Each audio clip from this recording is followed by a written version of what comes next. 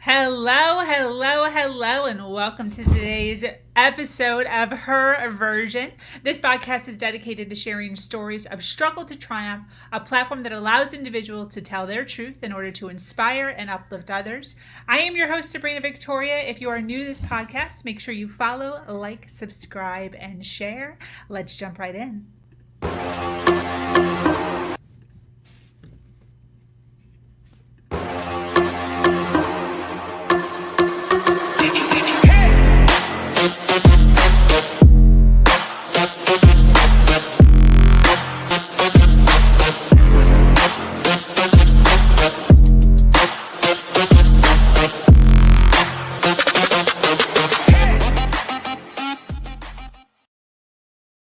Hello, hello, hello, and thank you for joining us today on this episode of Her Version. I am going to be having Jennifer Wydle here with us today. She is a former radio personality and has been in the broadcasting industry for over 30 years. As we all know, the music industry can pull its victims into a colorful world of sex, drugs, and rock and roll. And as for Jennifer, well, her spunk, beauty, and personality fit right into that mold. Jennifer is currently in recovery, admits to being an addict, and is here today to open up about relapse, meditation, and everything involving overcoming addiction on her road to redemption. Jennifer is the host of the popular podcast called Sober Exposure, where she not only shares her own journey in recovery, but also speaks with other musicians about their conventional and not so conventional methods of getting sober. I am so happy to be sharing this platform with her today. Her story is so inspiring, and I'm so thrilled to have her with us. So I am waiting on her. She said that she was going to be a few minutes late, but I am so excited to have her. While we're waiting for her, I kind of want to go over a few tidbits on whether or not, or gauging yourself on whether or not you might have a drinking problem. So as you guys know, Dane and I have been in the sober industry for a very long time now. And one of the issues that we run into is, hey, I love to drink, but I really don't know if I have a problem with drinking. So I thought it would be a good idea to kind of maybe read off some issues that you may have in your world, and if you say yes or no to these, could very easily gauge you on whether or not you're having an issue with sobriety.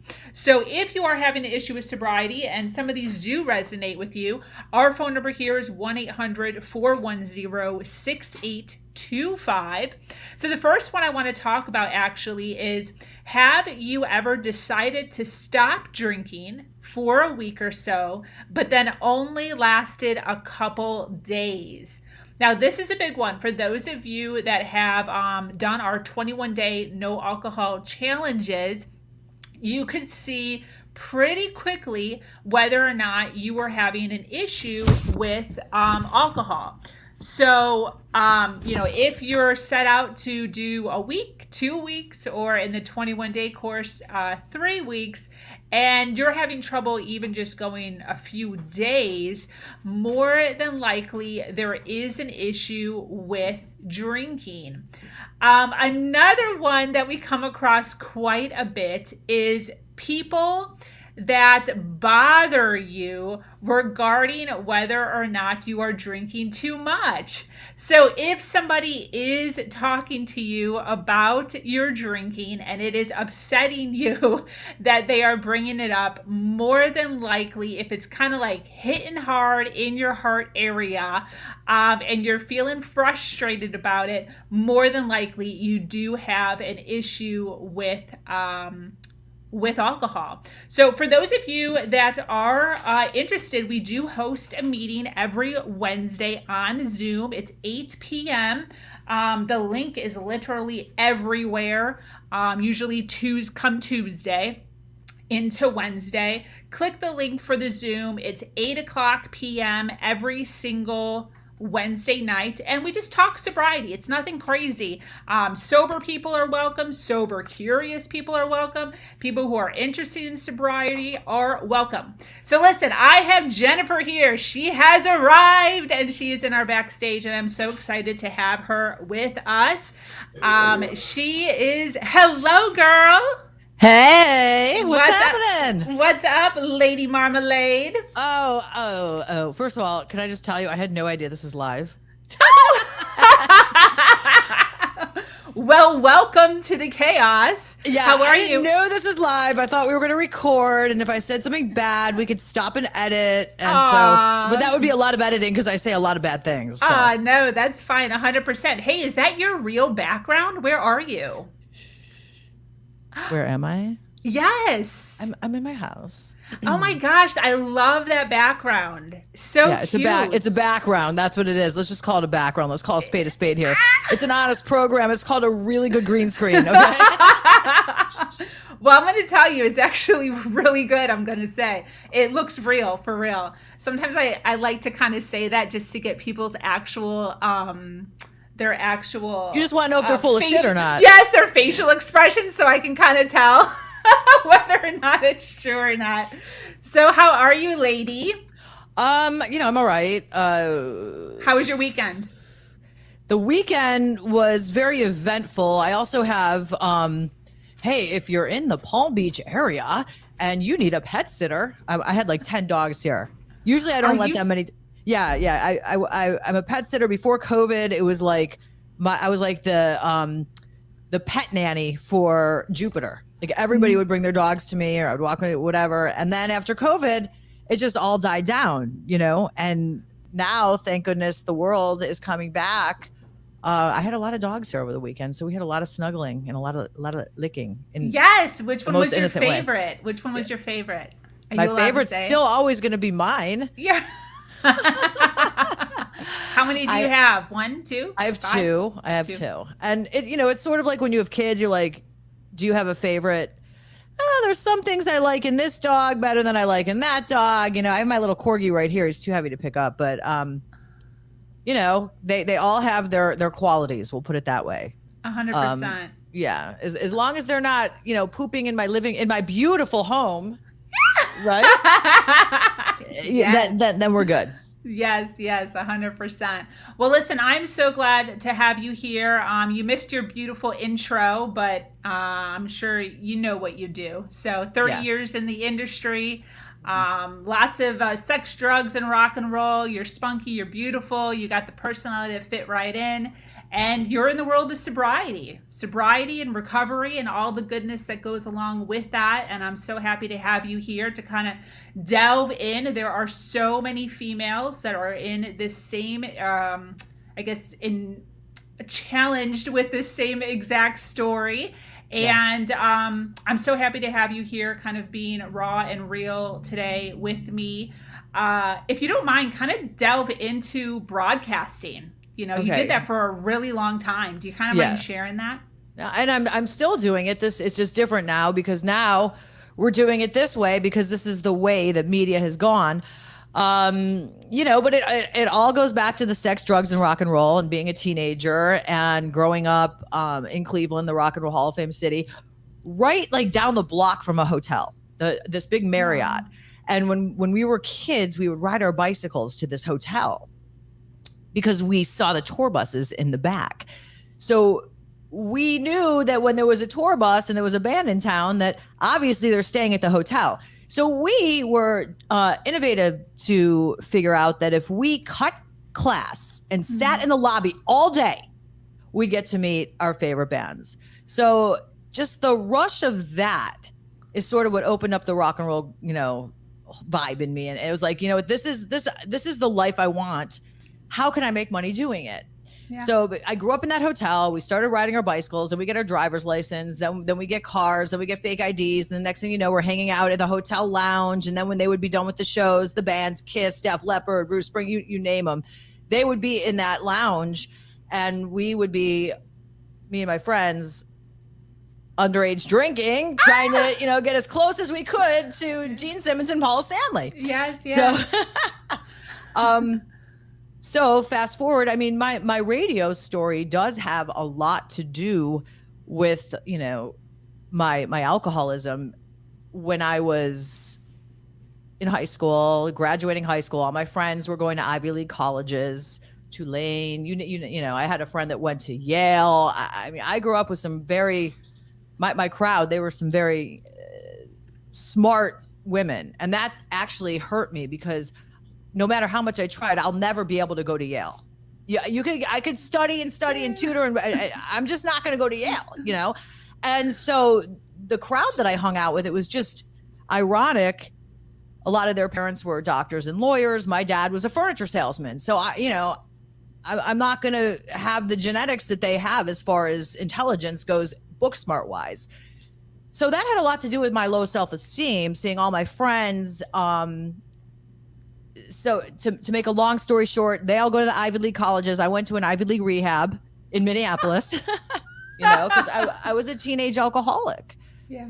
And I was already doing cocaine by 17. Wow. So they shipped me off to Minneapolis. And little did I know that Minneapolis had this little rock and roll world there in its own. So when I got out of rehab, I started going to all the rock clubs and this and that. And I got an internship hanging banners at a radio station. Just basically hanging the banners at the events, and one thing led to another, and there was a DJ that used to put me on the air all the time, and the program director heard me, and he thought, listen, my story is like I had this career, and it just fell into my lap. Wow. Yeah. So from Minneapolis, this program director's like, okay, Jen, so I'll put you on the air, but you need to go learn the technical stuff, and we don't have the time or, whatever to teach you this. So I would suggest you go to a 9-month broadcasting school. Yeah. So I did. And so I'm done in 9 months. And I go back to that program director at the biggest rock station, one of the biggest rock stations in the country, in Minneapolis. And I'm like, I'm ready. And he's like, oh yeah, well, I said I'd put you on the air, but I didn't say I was going to put you on my station. He's like, this is the number, 12th market in the country, and you have zero experience. So yeah. The old story about I don't know about your father, but my father, when I was a kid, I used to have to walk uphill in the snow just to get to school. Uh-huh. I tell my interns that, when I started in radio, I was living in Minneapolis, Minnesota. I had to drive 3.5 hours to Duluth, Minnesota in the middle of winter to do a weekend overnight shift. Wow. So I did that for a very short time. And then I wanted to go home to my hometown, Cleveland. And it's just the right person found my air check at the bottom of a shoebox. I kid you not. Yeah. And he happened to have run many stations, and he's the one that discovered me. And before you know it, I'm in Cleveland doing nights in the 90s, breaking bands like Pearl Jam. And I became sort of like his right-hand man, because he was already older and I'm this young kid. He's like, so what band's in now? I'm like, oh, the Red Hot Chili Peppers, hands down. He's like, the Red Hot who? I'm like, if you're not playing the Red Hot Chili Peppers, you can't call yourself a rock station. So he just put a lot of faith in me, and he and I together broke a lot of great bands. And wow. And so it's great. It's a very glamorous story, but then it's also a very dark story as we continue the story. Yeah, no, I totally get it. So you started out young. What age? My first on-air job, I was probably 18 and a half, maybe 19. Wow. At KQDS in Duluth, I was 19. No, the light before was fine. Stop messing with it. I'm talking to my producer, who's really making me crazy right now. Yes. Once a diva, always a diva. Can you just put it the way it was, babe? Thank you. I was. I'm saying F you in my head right now. I was. Yeah, the lighting was perfect how it was. Yeah, originally. I know. Okay. All right. Anyway, so I do have a question. You have a picture up on your Sober Exposure website. How old were you in that picture? Because you look the same, but do you know to think which picture that was? sober exposure is not a recent picture? No, but you literally look the same. It's Girl, so that's crazy. because I have the best plastic surgeon in Palm Beach County. Wait, who's your plastic surgeon? Tell me. Do a shout out. Okay, so I go to Dr. DeLange, Gregory DeLange for the boobs, somebody else for the face. No, I'm just kidding. No, I go to a guy named Dr. Gregory DeLange. I started going to him because I thought he was cute and I had a crush on him, hence my sex addiction. So, yeah, right? And you're making me crazy with these lights because I looked good and now I don't look good anymore. This is live, you know. Look, I'm gonna kill you. Oh. All right. Anyway, so yeah, it's just I say it's my plastic surgeon, but I'm just kidding. I mean, listen, a lot of people say that drugs are sort of like formaldehyde or something. You know, I don't know. I don't know. I mean, yeah, I get Botox. I do get Botox. Dr. Kenneth Winard is great for the Botox. You know, I could talk. I wish I just had a show about cosmetic surgery and makeup and fashion. You know, that's what I want. Instead, it's on recovery. So anyway, when did you discover plastic surgery? How old were you? Well, I was born Jewish, and where I went to school right after your bas mitzvah, everybody had their noses done. Yes. Yeah. Yes. So actually, I didn't really need that, but that's what I mean. Listen. So you were like open to it right away, super young. Yeah, all my friends had nose jobs at 13. So it was like really.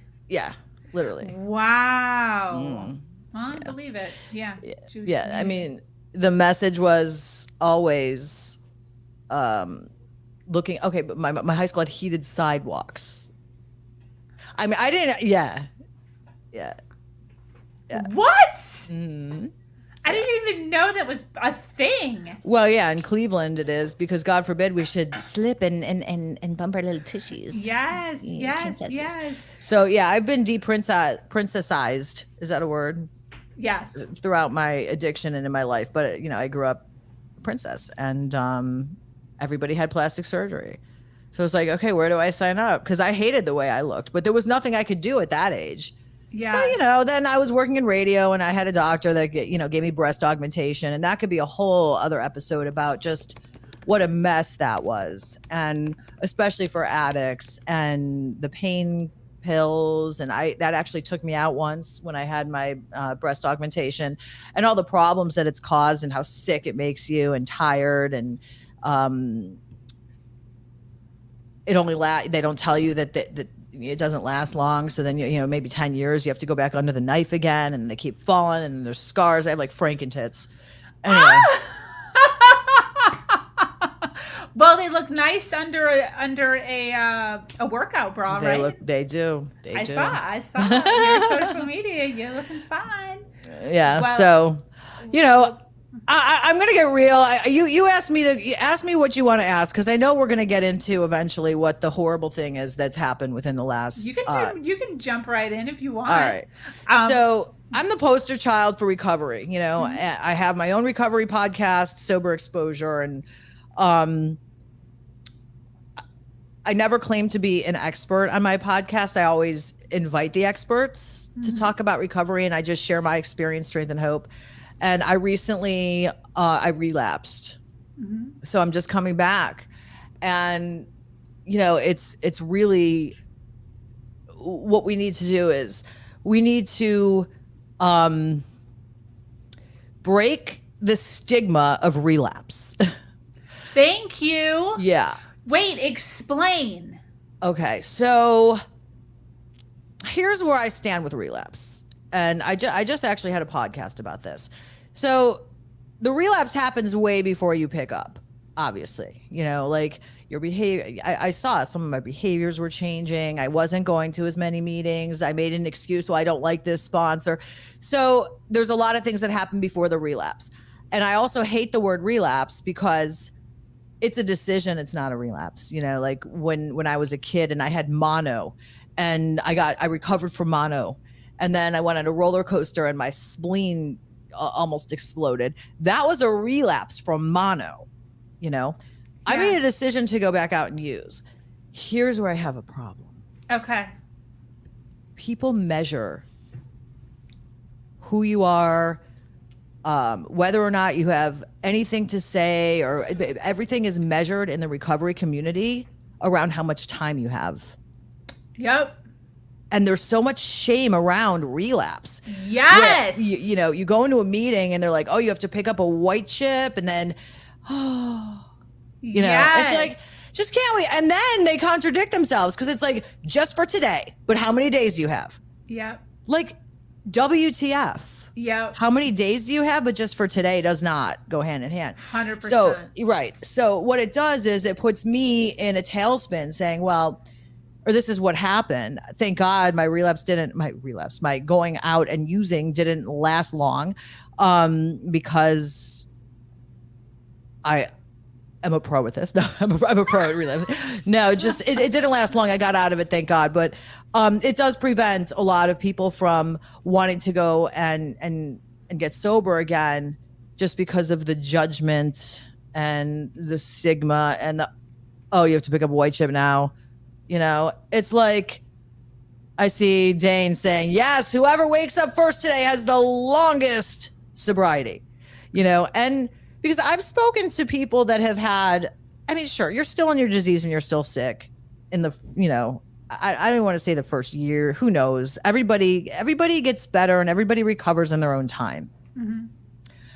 I wish I could come on here and say that I feel like I felt when, you know, I had multiple years of sobriety. I don't. You do lose when you go back out. People are like, oh, well, you don't lose any, you know. So all those years that I stayed sober prevented me from probably dying or being in prison right now, because I had all those days. Exactly. Thank God. And it prevented my son from more trauma because he didn't have to come home to a drunk, high mother, you know, for all those years. However, when I did make that decision to go out and use, coming back was really hard, and it's really hard. It's harder to stay clean. It's easier to stay sober than it is to get sober. So, you know, if I could be the spokesperson for what not to do, then that's what I'll be. What's your thing, by the way? What's your choice? Drug of cocaine, choice, alcohol, weed, opiates. Like, man, you know, my thing is whatever's in front of me. That's my thing. Were you somewhere? Were you at a party or a No, gathering? Kratom took me out, and I was getting my hair done. That's so. I was getting my hair done, and right next to my hair salon, they have, you know, the Kratom kava bars that are showing up everywhere. Yeah. You know, I know better, and we've done so many episodes on California sober, and you know, my disease. I didn't have the spirituality. I wasn't in the fit spiritual condition. It's almost like it had to happen in order to wake me up, because there was a kava bar, kratom bar. My disease is like, no, you can't. And then it's like, which animal are you going to feed? You know? And I decided to feed the bad animal, the unbehaved animal, or it was my inner child just screaming out. And this is why they call the disease so cunning, baffling, and powerful, because all the times I've talked about kratom, because I've had experiences with it before, all those times I've talked about it just went right out the door. And my hair is in foils, whatever, and it's processing. I'm looking at that and I'm like, God, man, if I just have one kratom tea, it's fine. Yeah. Because there's people in the program that drink kratom and it's fine. And listen, you know what? I obviously deep in my gut, I just wanted to get high more than I wanted to stay sober. I mean, that's it. That's all. Yeah. I just wanted to get high more than I wanted to stay sober. I wasn't spiritually fit. I wasn't meditating the way that I usually meditate. I wasn't being diligent with my program. So, you know, that's what happens, man. When you don't take your medicine, if you don't take your insulin, you're going to have a relapse with diabetes. I wasn't taking my insulin. 100%. which is Can like, you talk about kratom, by the way? Because literally, I just heard this word 2 weeks ago exactly. I had never even heard of it before, yeah, it's and bad. two of the people in the society, or whatever you want to call it, mentioned it, and I did a Google search just Pro out of it, saying that it curiosity. helps. Did they say that it helps with recovery? They said that that's just what they take to like not do drugs. Okay, and that's dangerous because you know what? It's that my alcoholic mind is going to take and run with, not the person that says getting up in the morning and meditating and calling your sponsor and going to meetings or going in nature or whatever. I'm not going to listen to that crap. I'm going to listen to the one that says, yeah, you can take kratom. Yeah. Everybody's different. For me, kratom is it a tea or a root? I think kava's a tea. Kratom's a tea. It's natural, but Yeah. it mimics Yeah. opiates. Yeah. And it's that addictive. You get, if you're an addict, you're going to get the feeling, you're going to get the high. And then when you don't take it, so it hits all the same receptors as a lot of drugs. That's what Dana's just telling me. So basically you're altering your perception when you take it. Yeah. And so when I put something into my body, I'm just this kind of addict. I'm not here to say that you can't have kratom, you can't take kava, you can't smoke weed. I'm not saying that. Do I think that means you're sober? No, because what does sober mean? Of sound mind. Yes. And you're not of sound mind once you alter your perception. Yes. So I got high on the kratom. That's not my drug of choice, but it did, alter my perception and thinking and blah, blah, blah, blah, blah. And then the next thing you know, I'm using drugs, cocaine, whatever. Wow. Yeah. Still with foils in your hair? No, we took the foils out. We actually took the foils out, and my hair looked great for like a day, because when you're out, you don't stay looking good for so long. But so that's what happened. So I'm a big advocate about just raising awareness about kratom, and a lot of people are using it, and harm reduction for some. I'd rather see someone in a kratom bar having a drink of kratom than in the street shooting dope with a dirty needle, of course. Good point. Yeah. Good point. Yeah. The thing is I just feel like it's always going to bring you back to that dirty needle. I totally agree. Do you put kratom and kava in the same column? Yeah, I do. You do. Mm-hmm. Kava isn't going to give you the physical withdrawals like kratom, but just stay away from the kratom and the kava. So can someone get addicted to kratom? Oh yes, Just physically. like a drug. It's physically addictive. Physically. Wow. Like literally, you have to detox. I mean, they have people in detox centers detoxing off kratom. Wow. And that's so crazy. And I had it's crazy that it's legal. It. Yeah. That you can just go someplace and just get it. You could take it to go, put it in your car, and drive around with it. Insane. Yeah, I hadn't even. So that's so interesting that's what we're talking about. It's a really scary. Yeah, it's scary for addicts. Real scary. This addict, at least. Yeah. I'm only gonna speak for myself. Yeah.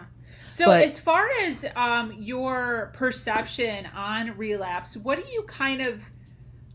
is your like viewpoint? Like, how should it look? What do you think? How should it look? Because it shouldn't look like anything. I don't think that but it has to be a part.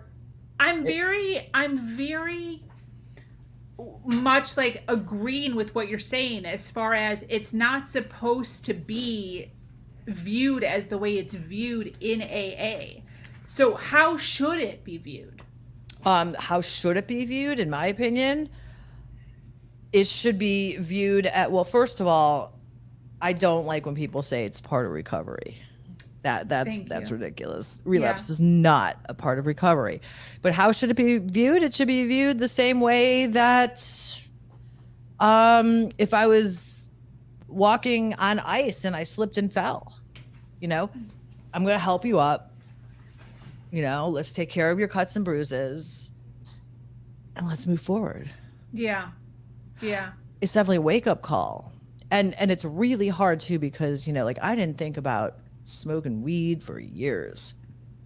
But now it's taking everything out of me since I woke up that monster, that ugly monster. It's taking everything out of me not to like smoke a joint or even just go back. My disease will tell me again, even after this podcast, that I still can have kratom and be okay. Wow. Is It's that it, interesting? it is cunning, baffling, and powerful, man. This shit. Yeah. Yeah.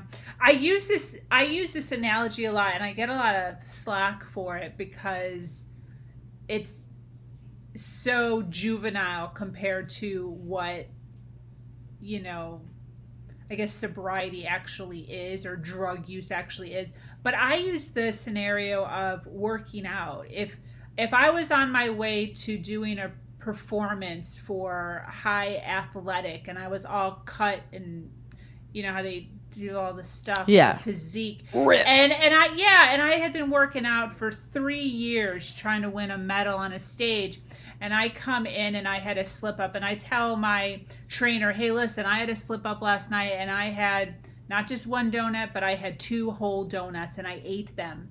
I don't feel as if my trainer's going to be like, well, let's go back to using 5 pound weights and walking the track because you had a relapse in judgment.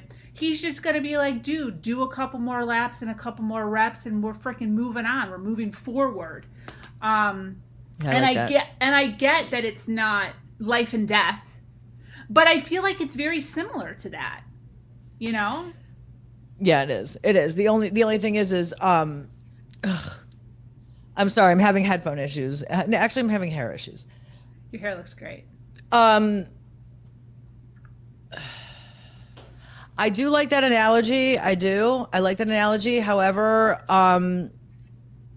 it's just a little bit more complicated, a tiny bit more complicated, because if you have a cookie once it gets out of your system and whatever it's once I can't even tell you. And if you're an addict and you're listening and you haven't gone back out and used again, um, I just want to tell you that God forbid you should. I said this is going to be my mantra. Once you wake up that monster and that horrible devil, that thing that we have that we Yeah. call addiction, Yeah. it's a lot easier to shut that up than it is to shut up an Oreo cookie. Yeah.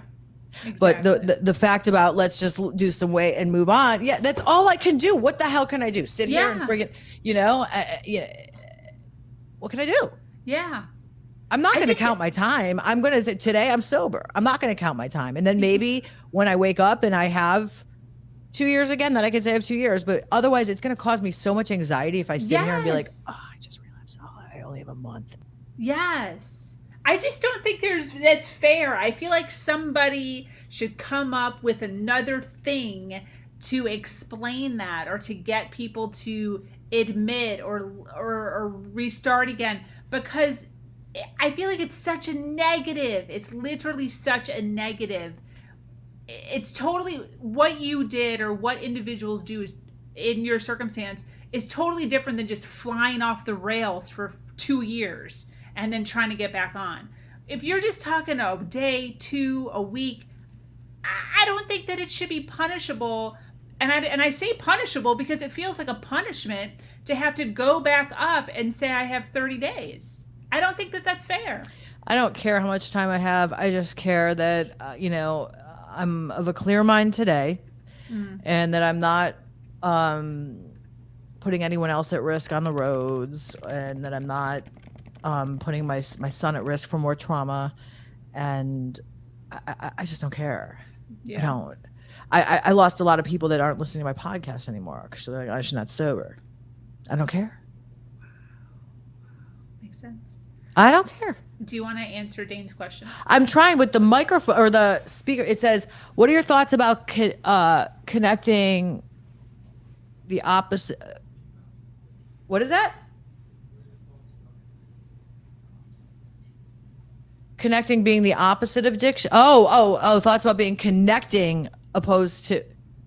Yeah, I mean, we need we can't do it alone. That we can't. We need accountability, and we can't do it alone. And I do believe that obviously having a connection to a higher power, having a connection to your own self, having a connection to other people is the prescription to help yourself to get out of it. Definitely, mostly the spiritual side.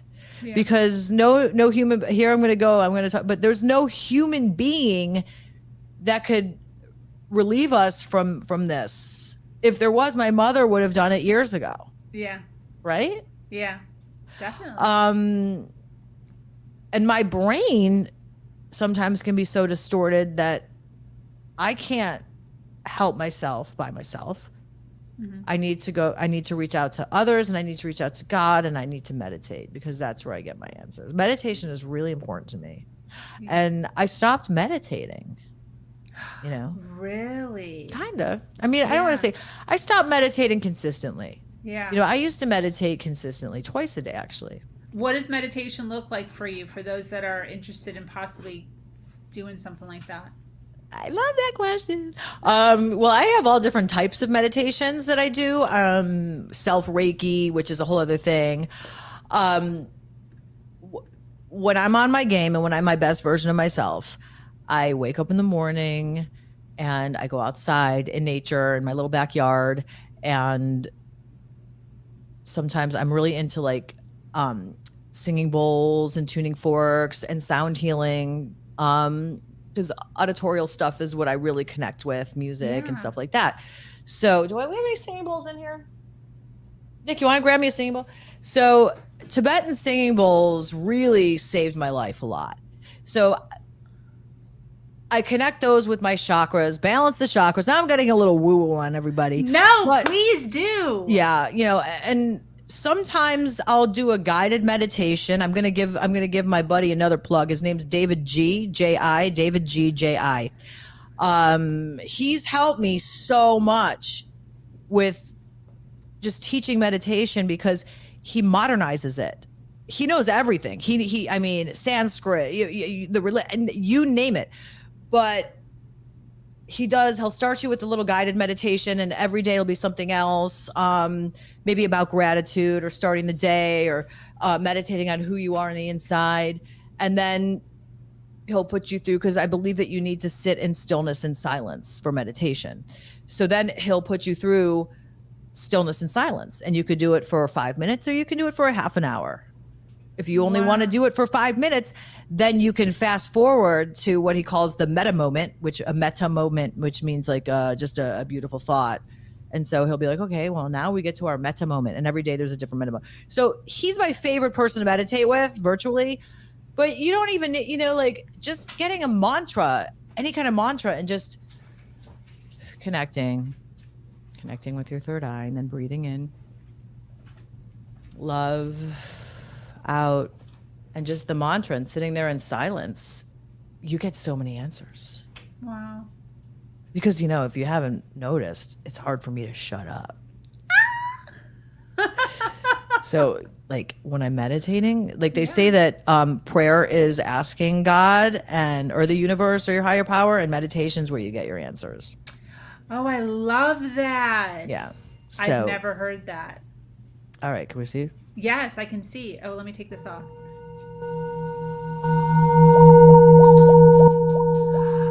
I love it.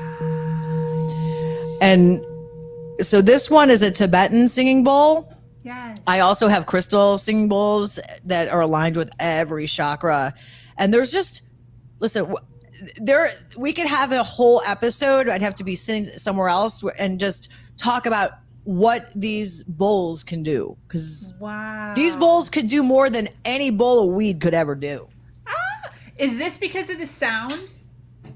It's the sound, it's the vibration, it's it's mystical. It's magical. There's so many. It's not just the sound. Sure, of course, the sound, but the vibration. And then when you take it, like this is tuned to A, which is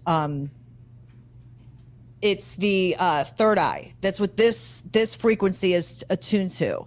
This is my favorite bowl. Like you could even put it on your head, and it's not working because of the headphones. But this isn't the same bowl. No, it's not doing it. No, it's not big enough. I like to put a big bowl on my head, and when you boom, and you can hear it in your wow. And then you can really connect. It's really it's awesome. This is the wrong bowl, but actually this one is this is a beauty. If you can see the inside. Yeah. Oh yes. Yes. Wow. That is very beautiful. Yeah. So and everybody thinks that there's like an art to it, and that like, am I doing it wrong? And that's the biggest question. You're never doing it wrong. You're never doing it wrong. Yeah. You know. When were you introduced to that? Long ago. I first got introduced. The first kind of energy, kind of healing meditation I got introduced to was about 23 years ago. For those of you that there was a store in Delray, Florida, right on Atlantic Avenue called Shining Through. And it was like a metaphysical store. And I've always been attracted to crystals since I was a kid. I've always loved crystals. So I was with my girlfriend who's no longer with us. She died of an overdose. And so just a little, she died of an overdose. So we're walking down Atlantic Ave, and she and I are both like total shopaholics. All we want to do is spend money on clothes and earrings and jewelry. And then I see a crystal store. I'm like, oh my God, I have to go in here. And she's like, she was from Texas. I am not going in a crystal store. I don't like that woo-woo stuff. I'll see you across the street at Lululemon. No, they didn't have Lululemon. Yes. But anyway, so she came in with me, and they said, oh, we're having an energy healing circle. Would you like to join us? And she's like, hell no. I ain't doing it, Yes. And I was interested in it. So we went in the back, and it was a Reiki healing session, and it was life-changing for both of us. Really? Yeah. I was like, whatever that would just happen to me, I have no idea. But I need to do this every single day of my life, and since then I became a Reiki practitioner, and I got really into Reiki. So it started with the Reiki. And then once you start with that, then, once you're in that world, you just get introduced. I don't remember the first time I got introduced to a singing bowl. I don't even remember. I think my first one was a green crystal singing bowl that was aligned to the heart chakra. And I was here's a great story. This is a great story. My ex-husband was in the hospice, basically, like with zero chance to live. It was pretty low. Now, just let me believe that this is why this happened. Okay. So I took my bowl, and I made like a shrine with his pictures, and I got all the singing bowls aligned, and I made just like this whole area just dedicated to meditating to wake up my ex-husband. Okay. And I invited in the angels. My favorite angel, one of my favorite angels is Raphael, Archangel Raphael, and the heart chakra in green. And I never played those bowls harder in my life.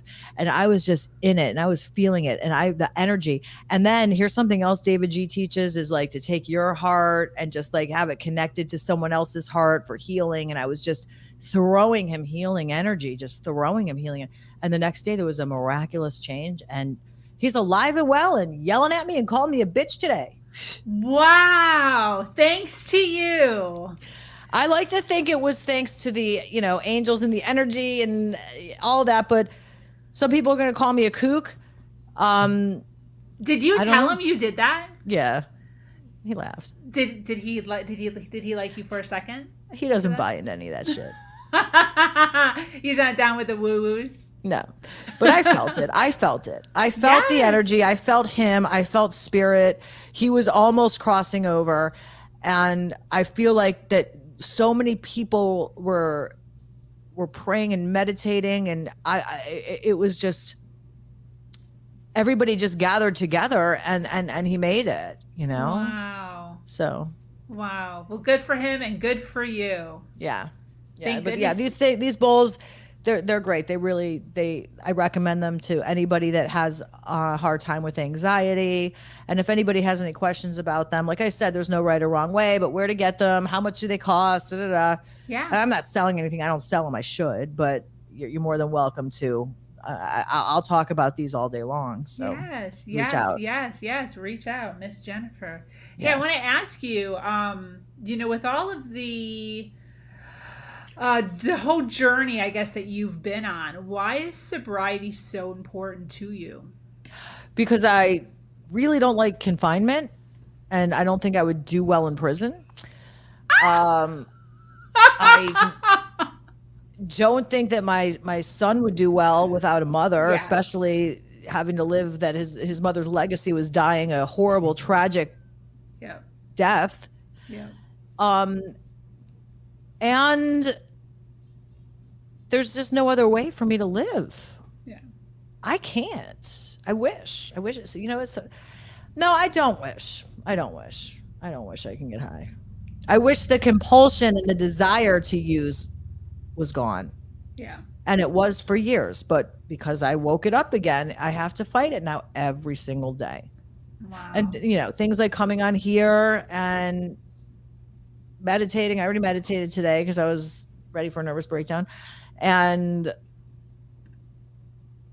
thinking the tape through, thinking the tape through, like what's Yeah. really going to happen. And I know someone in the program that says that doesn't work because if you think the tape through, your sick head is going to think something else. No, no, no, no.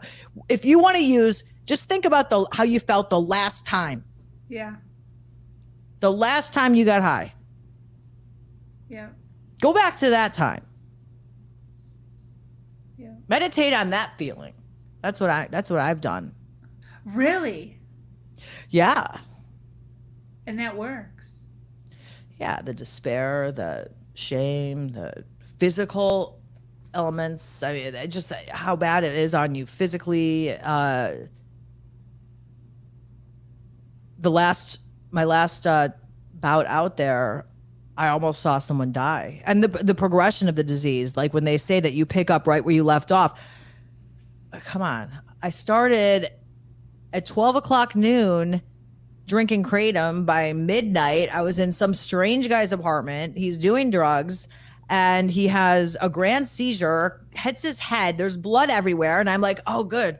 Now I can steal his drugs. I got to call 911. I can't let him die on me, but I can steal his drugs. I mean, come on. Dane gets it. Wait, this all just happened? This whole story you just shared? Yeah.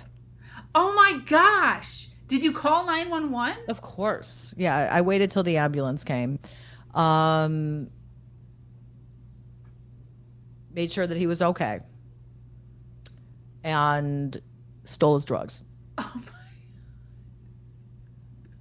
I love your honesty. Yeah, I mean, I'm questioning myself whether I really want to come out and throw all this out there like that, but why not? Why not? Why not? Do you know what? My mugshot was all over the media 8 years ago. I was supposed to take a job at a big radio station. It was my big comeback, and I didn't, but my brain, I wasn't sober at the time. And the girl that hired me was like, listen, Jen, I know that, I know you've had bouts with this and that, but I know you're going to, it's just so crazy how normies think, she's like, I know that this job is going to be so great. It's going to keep you sober, Yeah. because this job's so great. And I know you're not going to let me down. And I know that everything, but you're so talented and I want to hire. It was a big station. Yeah. It's Magic 102.7. So, I mean, if you're local, it was a big station. And I decided to celebrate with just doing, a little bit of here, a little bit of there, a little bit of this, a little bit of that. And the night before I was supposed to start on this big family radio station, I get arrested for drug possession, and my mugshot is all over the media everywhere. People are making memes about it, making fun of me, laughing. I think probably besides the day that my mother died, that was the worst day of my life.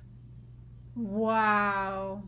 Was, yeah, I mean, the worst, ugliest mugshot that you can imagine. I'm trying to think who had a pretty mugshot. I actually had a friend once that had a really pretty mugshot. I was like, wow, you look good. This should be your profile picture. Yeah, mine not so much. It was the most embarrassing, humiliating, worst picture you can imagine. Yeah. And that's what was all over the media. It was all over the internet. I mean, it wasn't on the TV news, but it was all over the internet. So, that was embarrassing. What happened with the job? Oh my God, I got fired the next day. I didn't even get my first day. Wow. No, I didn't even get my first day. But I have to say on that woman's behalf, the program director at the time, her name is Mindy Lang. She was a big name in South Florida radio. And she was so awesome. She was like,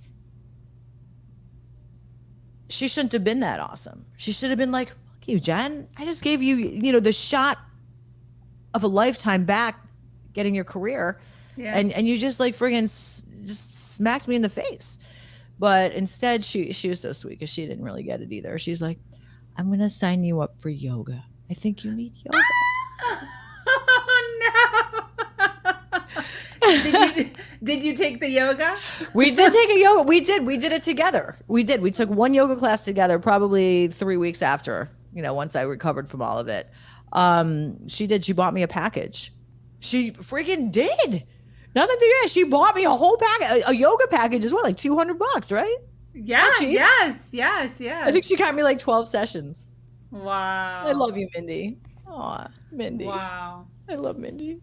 What a great story. My whole thing with honesty is just we're all gonna die. We're literally all gonna die. So it's like, why not teach and tell your story while you're alive? There's all these secrets all the time. And we can't learn from each other and absorb and try to figure out different ways of doing things if everybody's hiding behind the truth, Yeah. Listen, if my mistake could help some other addict not make the same mistake that I made, then it's worth it. Yeah. It's worth it. And I'm an open book. I don't have anything. I gotta write my book is what I gotta do. Yes. But my book would be more fun because I would talk about all the good times, I would talk a lot about the rock and roll days and everything. I never thought I was going to have a podcast about recovery anyway. I thought, like I said, it was going to either about fashion, plastic surgery, or of course, rock and roll. I feel like you could easily mix all those together. Yeah. Yeah. Oh, but you know what the influencers say? Niche down. No, absolutely not. Fuck the niches. There's no such thing as niches. Niche this. Yeah. No, but with my podcast, we actually do kind of incorporate it because I do have a lot of recovering musicians just because I've been... Hi, Charlotte. We got Charlotte Potter. Do I get to see everybody? Why don't I see everybody? All I see is my friggin' tricep going like this. I need to do some more tricep work. That's all I see. If you need to do tricep work, girl, I'm in trouble. We're all so mean to ourselves. Yeah. Do you know what I mean? We're our own worst enemies. The way that we talk to ourselves. I mean, I'm sitting here talking about how I almost like friggin' died and everything, and all I see is my tricep. Have you seen the Anonymous People movie on Prime? No, I haven't. I have not. What is it? Good? It's a good one. What's it about? It's about AA, but just it's not bashing AA, but it's just like a different viewpoint on it. Definitely interesting. So here's where I stand. Personally, I like to fight AA. I like to say I don't need AA. I like to say I don't have to go to meetings and I don't need all this. And some people don't. It's not a one size fits all.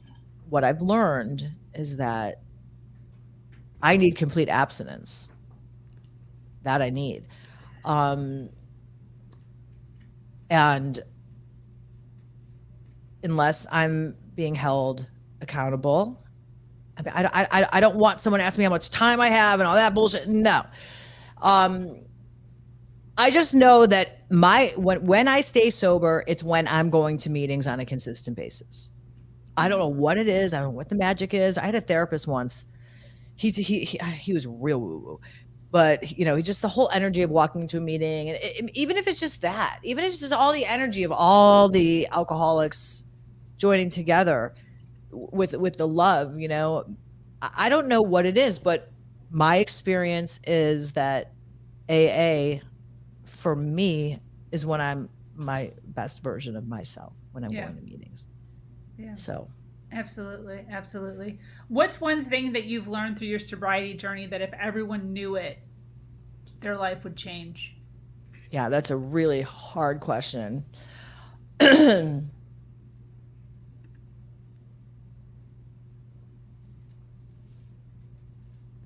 Just, I've said this before, to just stay in your lane. When I get off the beam, it's because I'm looking at that person and what they're doing, and I'm looking at that person and what they're doing, or that person relapsed and they didn't die, or that person this or that, or that they have a bigger house, or just freaking stay in your lane, do your own thing, and meditation. Really? I think that if I stayed, consistent with my meditation, I think that if everybody meditates and gets the answers from whatever it is, just gets those answers, even if it's your subconscious brain that those answers are, it's something. I think that if everybody did that, that's my secret. And I also believe that the word consistency is very important. You have to be consistent. And I don't mean consistent with using. I don't mean be consistent with every morning driving to the dope man's. I mean being consistent with whatever it is that you're doing. Don't change it if it's working. Yeah. I totally agree with that. Mm-hmm. This is kind of a interesting question to say to you now, but I didn't want to take it out, so I left it in. And the question is, how are you choosing to show up for your world now, like today? I'm muscling through it, man. Just like that. That last rep. Talk about where you want to use a workout analogy. I'm muscling through it. I'm not going to sit here today and tell you that things are great because they're not. I mean, we scheduled this podcast months ago. Yeah. And I was on my game way before this. And then you asked me, okay, so if you're not ready, and you did, you gave me the choice. If you're not ready, then we'll reschedule, But no, I feel like it's important. I feel like it's important for somebody that, I don't want to say like I'm respected, but somebody that people come to, for enlightenment or whatever. I'm human. I fell off. I feel like it's important for me to share it. Yeah, absolutely. I'm not sure if that even answered the question, but yeah. I mean, it's how are you deciding to show up for your world now? So how I show up is I just wake up and I don't use meditate, working out, and just business as usual. Business as usual. Absolutely. Hi, Charlotte. Absolutely. Charlotte Potter says I'm awesome. Yes. When do you usually do your meditation, by the way? Well, they say that you're supposed to do it the second you wake up is the best time to meditate. And it's also the best time to meditate like in the morning hours, just a setup for your day.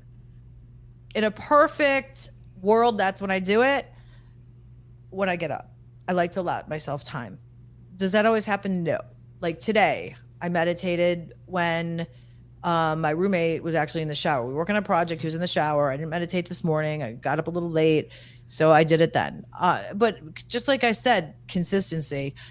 The best meditation practice is the practice that is at the same time every day, consistently, and in the morning. Do you work out? Yes. Daily? Not daily. I work out. Well, since this incident, I've been working out less. I was working out 4 days a week with, with somebody. Yeah. I work out a lot. I feel like you have like abs of steel. That's genetics, really. I got to tell you, man. Because really? Even when I'm not in good shape, like I'll get it all in the ass. My ass will be like this, my face will be all, but I'll still have that six pack. Shit, I had a six pack Wow. when I was 9 months pregnant. I'm just kidding. I was blessed with great abs. I gotta say, it has Is that from nothing. your mom or from your dad? It's genetic. My mother was the opposite. I have a big butt and no stomach. My mother had a big belly and a flat ass, and my Oh dad was obese. Oh no. But just my whole life, I've never had to worry. Even when I gain weight, it just doesn't go to my stomach.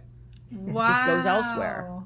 Mm-hmm. Oh, that's nice. That's Yeah, like you know. that's like the Brazilian body right there. I know. Yeah. There's a lot of that in Florida. Listen, this is what the universe said. The universe said, okay, we're going to give her a whacked out mind. Let's give her some really kick-ass abs, you know? Well, at least you know your good sides there. That's awesome. Yeah. What do you have going on? I know it's one day at a time, but what do you have going on for the next 2 to 5 years? You got your podcast going. Yeah. What's So your, the next 2 to 5 years, I hope to be healthy, have consistent sobriety, and help others, and meet a really hot man. No, I'm just kidding. Yeah. With a lot of money. No, I'm just kidding. Right? How spiritual is that? I'm kidding. 5 years. Actually, I'm not the type. Like, I could never have a guy like that because I have to be the boss. And a guy like that would try and boss me around and be like, yo, bro, take your friggin' Lamborghini and stick it up your. But at least you know. At least yeah. you know. That's good. Yeah. So yeah, 5 years from now, I would like to see. I would like to see everybody that's interested in recovery coming to Sober Exposure. Yes. Yes. Yes, my podcast. So is how my world. often do you podcast? We drop an episode once a week.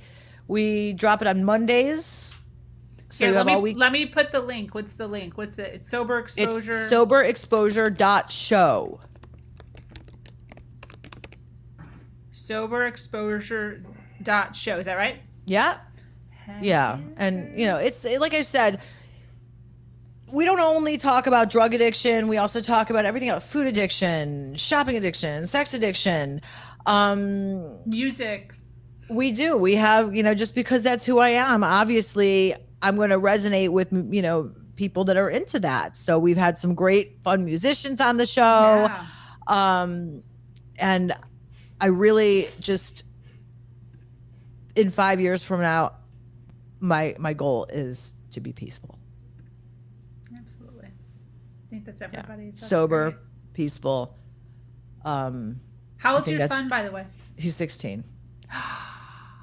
Great age. Oh, really? Great.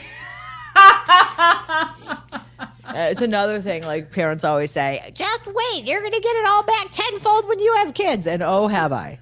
In a different way. He's different. He's not riding his bicycle to hotels to meet rock stars. Yeah. But he refuses to leave his computer room and stop gaming. So. Yes. I have a 17-year-old. Very similar story. Really? Right there. Yeah. Wow. He loves to game, but he does work out like a fiend. So it's not just gaming. He's either gaming or he's at the gym. So interesting. Yeah, he's 6'2" and he looks like Tarzan. He's like, I'd love to get him together with my son. My son's 6'1", and he's tried. We have a gym in our garage, and he's gone in there and he tries, and no. They have to feel inspired. He's a guitar player, my son. He plays guitar. Wow. Yeah, he's pretty good at it too. Wait, are we covering his guitars? Or? Yeah, they're not here. Sometimes they are. So yeah, you know, I'm glad I came on here. I feel sort of, in a way, I feel like a hypocrite, kind of. No. You know, but you know, the show must go on. My life has to go on. I'm not, like I said before, I'm not going to sit here and be like, what is time? When we die, it's time. There's no time. There's no time. Yeah. So what the fuck are we sitting here all caught up in that? I'm sober today. I'm alive. I'm not in the hospital. I'm not in prison. Yes. You know, my son is healthy. My animals are healthy. I have a roof over my head. I have food to eat. I got it all, baby. Yes. And your lighting's lit. Yeah, man. Yes, Yeah. yes. That's awesome. Well, any closing thoughts? Any closing thoughts? My closing thoughts. No, just thank you for having me on, and I'm glad that I decided to, come on too. and talk about this, because I think that relapse prevention needs to be talked about a lot more. Everybody wants to talk about getting sober, but nobody wants to talk about having to get sober again, Yeah, even if it's again and again and again and again. yeah, So yeah. I'm making my mission now all about relapse prevention. Absolutely. Have you been on since this Yeah, episode? we just dropped an episode. We just dropped an episode where I invited somebody that I respect, who has had experience with relapse as well. He now has maybe 10 years. I don't know, but he's acquired 10 years back. And I invited him on and we talked about what happened. And that just is dropped. The episode just dropped. Yeah, amazing. it's up. It's on YouTube. It's on Spotify. It's everywhere. And if you guys want to follow me on Instagram, that's my main platform. I know you love Facebook. Yeah, yeah. I'm all over. Yeah, you What's are all your- over Facebook. Babe. What's your Instagram? My Instagram is sober exposure _ podcast. Sober. Let me see if I can find it. Sober exposure _ Oh, you popped right up. Damn well better of. No, I'm just kidding. Yeah, 100%. Yeah, so go ahead. If you like what you hear, give me a follow, comment. If you have any questions, if you want to know anything about the bowls or meditation or tuning forks or Reiki or anything like that, crystals. I just got back from Sedona, Arizona, which was the most magical place ever. I saw all those pictures. That's why I asked you about your abs. Oh, yeah. Yeah, and they were eating all vegetarian and so many carbs. I wasn't feeling like my abs were looking so good on that trip. But no, it was like really magical trip. And this trip that I went on, I also want to plug this trip too, because that yoga class that I went to, that Mindy Lang introduced me to, there's a woman named Joy, and she takes people on these, spiritual retreats. And this wasn't really a retreat. This was, it was so healing and life-changing. And she's doing another one in March. So if anybody is interested in just doing an amazing healing getaway, you can also let me know and I'll hook you up with her, because it was so life-changing. I can't even tell you. Where does she do them at? Well, in March she's going back to Sedona. But basically she's a yoga instructor, meditation teacher. She's like, her name is Joy, and that's what she is. She's Joy. That's all she is Joy. And she gets a group of people, and she knows the places that she takes us so well. Like in Sedona, it was almost like we'd go on a hike and she'd be like, okay, now in 10 feet you're gonna see a blue rock. Like, I mean, that's how much this woman knew about where she was taking us. So when you just have it all mapped out like that, yeah, it makes all the difference. She knew where to take us, where to eat, where to this, or that. It was awesome. My girl. So Jennifer with Sober Exposure. We're wrapping up today. If you want to check her out at Sober Exposure _ podcast on her Instagram, or soberexposure.show to see her actual podcast. Check it out. Well, this was fantastic. I'm so glad that you decided to come on with me and talk real. We're gonna return the favor too, because I want to have you on too. Yeah, definitely. Dane's also sober. So yeah, I know, that I know. So yeah, that's awesome. We'd really appreciate that. And he's also wondering if you would be interested, or he wanted to invite you to our Zoom call tomorrow afternoon. Tomorrow night, actually, 8:00 Eastern. If you wanted to join us, I'll shoot you the link in your. I might have to be there from the parking lot of my son's guitar lesson, but that's okay, because that's when we first met. I was in the parking lot of Hunter's guitar. Yes, remember? Yes. Yeah. He's got the guitar tomorrow night, but I sit there in the parking lot, so why not? That's awesome. That's awesome. Well, I'll shoot you the link so if you can make it, it's Okay. 8 o'clock tomorrow night. And I thank you so much for taking some time to share your Thank story with you. me and hang out with me. And we would love to be on your podcast, either separate or together, however you want it. We'll talk about, yeah, we'll talk about. Dane's got a really interesting story. Mine's way different than everyone's. Mine isn't quite as Yours is other things. Yours Yeah. is more the relationship stuff and Yeah. bad relationships. And I know. Yeah, it's a lot different than what you guys. So we could went have through. you both on separately because they're two different shows. Yeah, And 100%. I think you can inspire a lot of women that just can't get out, because I know so Yeah. many women that can't get out. Yeah, You know? it was bad. It was really, really bad. But we're both here. We're both kicking, and we both have beautiful babies that we're living Yes. for right now. So Yes. thank you so much. I'm going to go ahead and close All right. out. So thank you Cool. for joining us here on Her Thank Version. you. If you have an amazing story to share of struggle to triumph, be sure to reach out to me here or at herversion.life. I am your host, Sabrina Victoria, and I am so grateful to be here sharing a platform that allows people to share their truth and inspire others. Do something awesome today. Much love.